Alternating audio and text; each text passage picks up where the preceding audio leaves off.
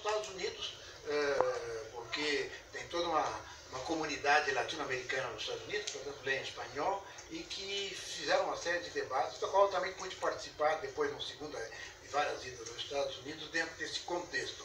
O livro do inglês, por exemplo, não saiu tanto, não foi tão casual assim, quer dizer, foi dentro de um interesse específico, mas significava que eu tinha também um itinerário que eu tinha costurado um pouco entre vários países, além da Europa, né, mas também pela América Latina e os Estados Unidos.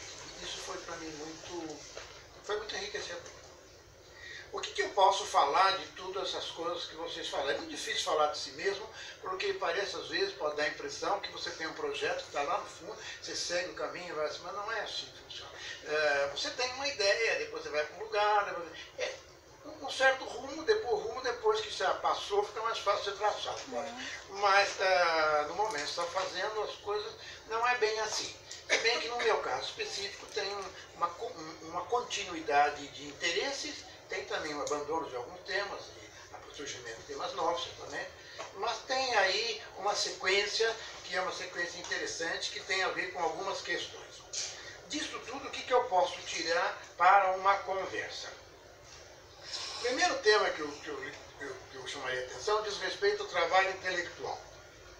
Para mim, o trabalho intelectual é uma coisa mais totalizadora. Nesse sentido, não cabe dentro de uma disciplina só. Eu aprendi assim, li os autores assim, e eu gosto de fazer assim.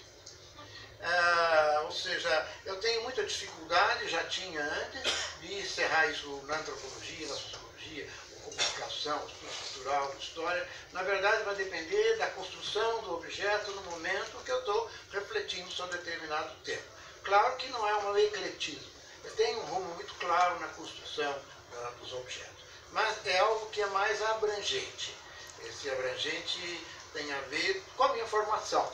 Talvez com uma influência, certamente com uma influência francesa, em particular do Roger Bastide, porque eu ficava fascinado de ver o Bastide, que ele falava de coisas incríveis. Alguém falou em bibliografia aqui, de manhã, se eu não me engano. Eu por exemplo, com o Bastide, eu lia os textos, eu falei, como é que esse cara está falando sobre isso? Aí eu começava a olhar as biografias, e vi que ele lia de muita coisa. Eu aprendi assim, nesse sentido. E claro também, porque eu tive uma formação mais bilíngue entre antropólogo e sociólogo, mas que me abriu para uma esfera da cultura. E a esfera da cultura, para mim, é uma espécie de cruzamento de intenções diversas. Você tem a dimensão econômica, você tem a dimensão política e você tem a dimensão do simbólico.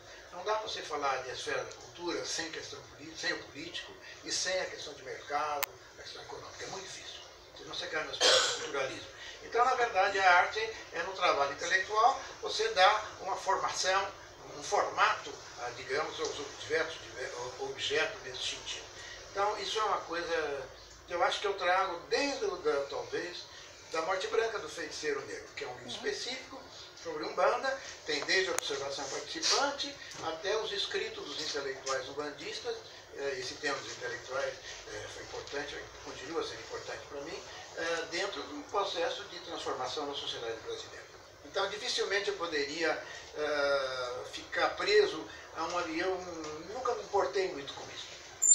Na verdade, é claro que eu tenho uma formação de base sociológica, que eu acho que é forte, tenho uma boa formação em antropologia, e depois você vai abrindo em termos de linguística, em termos de história, estudos feitos na área de comunicação, ou as outras áreas, que na verdade te ajudam a construir um objeto específico.